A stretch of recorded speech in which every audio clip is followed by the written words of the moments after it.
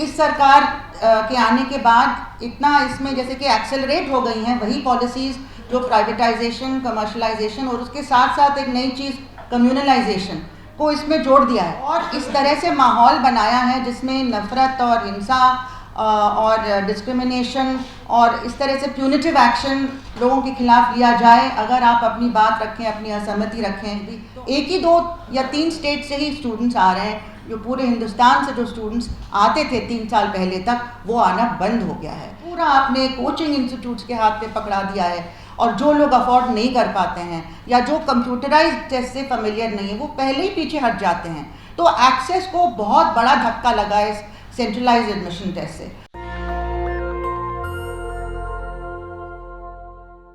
इस सरकार की एजुकेशन पॉलिसी आने के पहले भी एजुकेशन पॉलिसीज़ आती रही हैं शुरू से ही।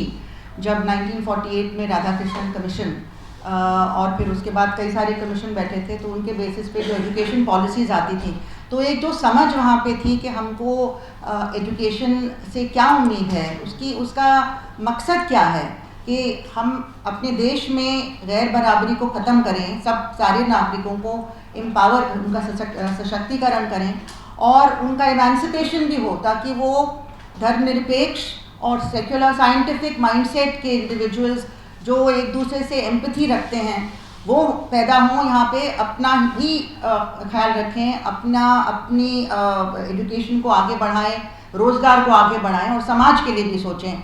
तो एक तरह से सेक्युलर साइंटिफिक डेमोक्रेटिक एजुकेशन की नींव जो रखी गई थी और एक ज़रिया था कि हमारे समाज में परिवर्तन इससे हो सके ताकि सही मायने में हमारे देश में जमहूरियत इस्टेब्लिश हो सके।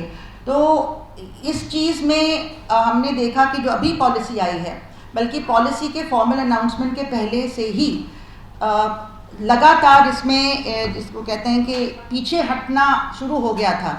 इस सरकार से पहले पिछली सरकार जो थी वो भी पीछे हटना उसने शुरू कर दिया था।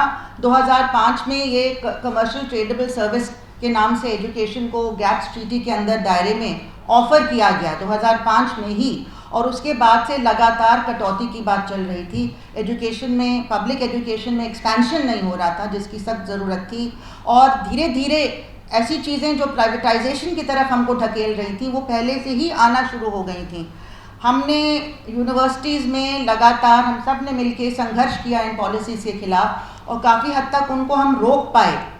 लेकिन इस सरकार के आने के बाद इतना इसमें जैसे कि एक्सेलरेट हो गई हैं वही पॉलिसीज़ जो प्राइवेटाइजेशन, कमर्शलाइजेशन और उसके साथ साथ एक नई चीज़ कम्युनलाइजेशन को इसमें जोड़ दिया है।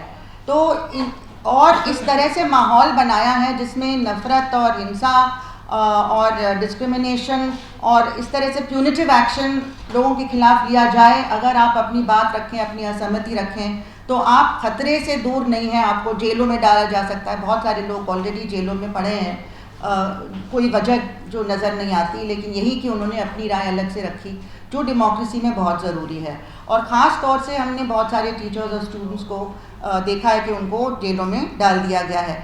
तो इस तरह का माहौल में कोई भी बात अपनी रखना बहुत मुश्किल हो गया है। साथ में जो फॉर्मल तौर पे एजुकेशन पॉलिसी आई उसके पहले से ही सबसे पहले फंडिंग पे अटैक शुरू हुआ कि आपको ग्रांट अब नहीं मिलेगा, अब आपको लोन मिलेगा, आप लोन लेके काम करेंगे यूनिवर्सिटी का और उस लोन को फिर जाहिर है वापस करना पड़ेगा। फ़ी हाइक तो फिर होनी ही पड़ेगी बच्चों को के लिए अगर उनको एजुकेशन मिलना है और अगर यूनिवर्सिटीज़ को ज़िंदा रहना है तो कहीं ना कहीं से तो फंड चाहिए। आप मार्केट से लेंगे तो आपको लोन वापस करना पड़ेगा और साथ में आपको सेल्फ फाइनेंसिंग की तरफ धकेला जाएगा कि आप ऐसे कोर्सेज चलाइए जिससे आप पैसा कमा सकें। टीचर्स और स्टूडेंट से कहा जाएगा, ख़ासतौर से टीचर्स से, कि वो जाके संस्था के लिए पैसा जमा करें बजाय कि आप एजुकेशन पे और अपनी टीचिंग पे और रिसर्च पे ध्यान दें। आपको यूनिवर्सिटी के लिए पैसा कमाना है। और इस तरह से बहुत सारे और एक के बाद एक प्रोविजंस आए और एक इसका बहुत बड़ा हिस्सा था कि आप फॉर्मल एजुकेशन को रिप्लेस कर रहे थे ऑनलाइन एजुकेशन से, क्योंकि ऑनलाइन एजुकेशन सस्ता होता है, टीचर्स की तनख्वाह पे आपको खर्च नहीं करना पड़ता है और फिर दूसरे जो लोग बिज़नेस करने के लिए बैठे हुए हैं दुनिया भर में, जिसको एजुकेशन बिज़नेस के नाम से जाना जाता है, वो इसमें बहुत बड़ी अपनी कमाई, प्रॉफिट देख सकते हैं। तो ये सारी चीज़ें पहले से ही शुरू हो गई और जब ये फॉर्मली ये पॉलिसी आई 2020 में, उसके बाद से हमने देखा है कि इतना ज़्यादा पतन हो गया है हमारी यूनिवर्सिटी के एकेडमिक स्टैंडर्ड्स में। हर मामले में, चाहे वो एडमिशन हो जहाँ पे आपने देखा है कि लीकेजेस हो रहे हैं, या सेंट्रलाइज जो एडमिशन टेस्ट हो रहा है, किसी को पता नहीं कि क्यों किसी का एडमिशन हो पा रहा है, कैसे वो पास हो रहा है, नहीं हो रहा है, कैसे लोग आ रहे हैं। हमारी डाइवर्सिटी हमारे सेंट्रल यूनिवर्सिटीज़ में जब से एडमिशन हमारे हाथ से निकल गया है, कहीं और से हो रहे हैं एडमिशन्स, तब से वो डाइवर्सिटी जो बहुत ज़रूरी है एक एजुकेशन इंस्टीट्यूशन में, क्योंकि स्टूडेंट डायरेक्ट इंटरेक्शन से सीखता है।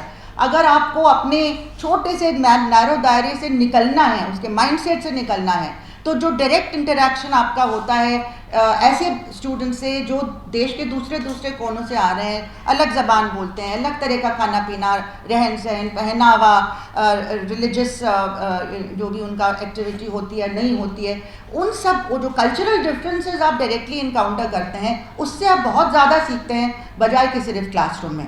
टेक्स्ट से भी सीखते हैं, एक दूसरे से सीखते हैं, टीचर से सीखते हैं, लेकिन ये डायरेक्ट इंटरेक्शन बहुत ज़रूरी है। तो डाइवर्सिटी पे बहुत ज़्यादा इससे असर पड़ा, और भी साथी यहाँ पे बताएंगे कि उनकी यूनिवर्सिटीज़ में भी 1 ही 2 या 3 स्टेट से ही स्टूडेंट्स आ रहे हैं, जो पूरे हिंदुस्तान से जो स्टूडेंट्स आते थे 3 साल पहले तक, वो आना बंद हो गया है। तो एक ये चीज़ है, फिर पूरा कमर्शलाइजेशन पूरा आपने कोचिंग इंस्टीट्यूट्स के हाथ में पकड़ा दिया है, और जो लोग अफोर्ड नहीं कर पाते हैं या जो कंप्यूटराइज टेस्ट से फेमिलियर नहीं है, वो पहले ही पीछे हट जाते हैं। तो एक्सेस को बहुत बड़ा धक्का लगा है सेंट्रलाइज एडमिशन टेस्ट से। उसके बाद रिक्रूटमेंट बहुत ज़्यादा फ्लॉड हो गई है, वो इस तरह से की जा रही है कि एक पर्टिकुलर पॉलिटिकल डिस्पेंसेशन, जो रूलिंग डिस्पेंसेशन है, उन्हीं से सिंपैथेटिक लोग अंदर आए। तो कोई अगर अपना काम टीचर आराम से कर रहा है और किसी ब्लॉक में नहीं है, किसी पॉलिटिकल एफिलिएशन उसका नहीं है, या अगर है भी, अगर आपका पॉलिटिकल एफिलिएशन नहीं है जो रूलिंग पार्टी का है, तो उसको उसके साथ न्याय नहीं होगा। उसके सारे क्वालिफिकेशन के बावजूद, सारे टीचिंग एक्सपीरियंस के बावजूद उसको बाहर कर दिया जाता है। और यहाँ पे सांप्रदायिकता भी हमने देखी है, किस तरह से चुन चुन के एक कम्युनिटी के लोगों को बाहर किया जा रहा है। ये रिक्रूटमेंट के लेवल पे भी हो रहा है। रिक्रूटमेंट 100% सिलेक्शन कमेटी के हाथ में दिया है। मेरी ये सिफारिश है हमारी AISEC से कि रिक्रूटमेंट की बात जहाँ रखी है, वहाँ पे हम इस तरह से रखें कि वेटेज आपके एजुकेशनल क्वालिफिकेशंस को, टीचिंग एक्सपीरियंस को, इन सब चीज़ों को दिया जाए, ना कि सिर्फ सिलेक्शन कमेटी के हाथ में सारी बात रख दें। आप सारे पोस्ट भरने को हम कहेंगे और वो सारे भर देंगे ऐसे लोगों के साथ जिनको पढ़ाने लिखाने से कोई मतलब नहीं है, तो वो बहुत ज़्यादा नुकसान हमारी यूनिवर्सिटीज़ का होगा।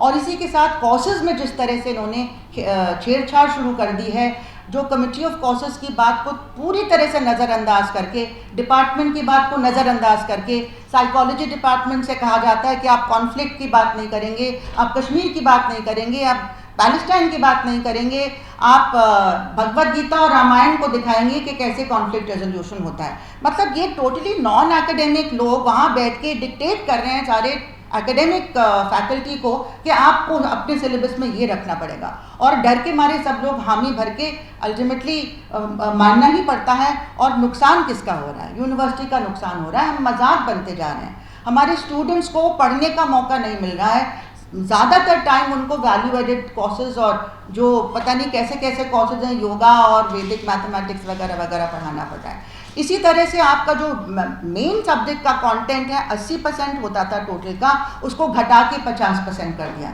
इस तरह से आप विश्वगुरु तैयार करेंगे, पढ़ाने का टाइम हमारा 40% काट दिया गया है। उसके ऊपर से कहते हैं कि आप अपने पूरे कोर्स के टाइम में 40% आप ऑनलाइन क्लासेस दोगे बच्चे को, आपको पढ़ाने की ज़रूरत नहीं है। और स्टूडेंट 50% कोर्सेज मूक्स पोर्टल जो होता है, massive open online courses, video recording होगी, उससे सीखेंगे। हमने देखा था कोविड के ज़माने में कितना नुकसान हुआ था, वो पूरी पीढ़ी बर्बाद हो गई थी जो ऑनलाइन एजुकेशन के थ्रू उनको मैनेज करना पड़ा था। और अब वो चाहते हैं कि हम रेगुलर टाइम में भी इंस्टीट्यूशनलाइज कर दें ऑनलाइन एजुकेशन को। एक ABC रेगुलेशन नाम का रेगुलेशन लाए।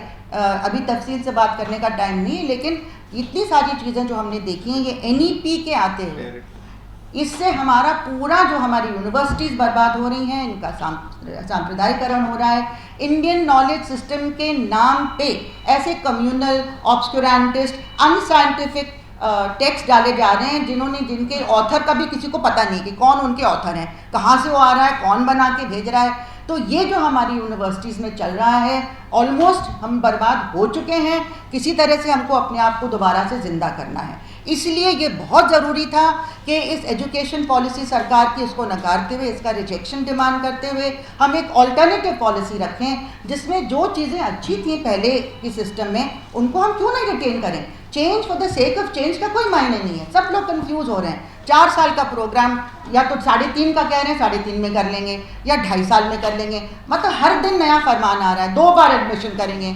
मतलब ऑलरेडी हालत इतनी ख़राब है, आप 2 बार एडमिशन कराएंगे, इतनी बार आप एग्जामिनेशन कराएंगे, पढ़ाने का टाइम नहीं बिल्कुल। तो मैं पूरी तरह से इस पॉलिसी का सपोर्ट करती हूँ। इसमें मुझे भी कुछ सजेशंस बाद में मैं दूंगी हायर एजुकेशन को लेके, लेकिन इसी के साथ इस ज़रूरत को कि बहुत ज़रूरी हमारे लिए है कि एक अल्टरनेटिव पॉलिसी हो और वो अल्टरनेटिव पॉलिसी हम इम्प्लीमेंट कराने की पोजीशन में हो, उसके लिए बहुत बड़ा अभियान करना ज़रूरी है। लोगों के बीच में जाना ज़रूरी है। पूरे देश के बच्चों के भविष्य का सवाल है इसमें, इसलिए इसको करना। हमारी पूरी आज़ादी जो हमने इतने आंदोलन के बाद जीती थी वो खतरे में है। हम पूरी तरह से अपनी इंटेलेक्चुअल कैपेबिलिटी, अपनी पॉलिटिकल, इंटेलेक्चुअल, इकोनॉमिक आज़ादी खोने जा रहे हैं और अपना जो हमारा जो सिविलाइजेशन है वो इस तरह से अभी इस मतलब उसका फैब्रिक एकदम फट रहा है, मतलब वो ख़त्म किया जा रहा है। जो हमारे गुडविल और हार्मनी के साथ हम लोग इतने सदियों से जीते आए हैं यहाँ पे, वो पूरा ख़त्म किया जा रहा है। तो इन सब चीज़ों का सामना करने के लिए एक अल्टरनेटिव एजुकेशन पॉलिसी बहुत ज़रूरी है, इसीलिए मैं इसका स्वागत करती हूँ। नेशनल दस्तक की आपसे गुजारिश है कि अगर इसको बचाना चाहते हैं तो नेशनल दस्तक को सब्सक्राइब करने के लिए रेड कलर के सब्सक्राइब बटन को दबाएं, फिर बेल आइकन की घंटी दबाएं। नेशनल दस्तक को बचाने के लिए बहुत ज़रूरी है कि हर खबर को शेयर करें, लाइक करें, कमेंट जरूर करें।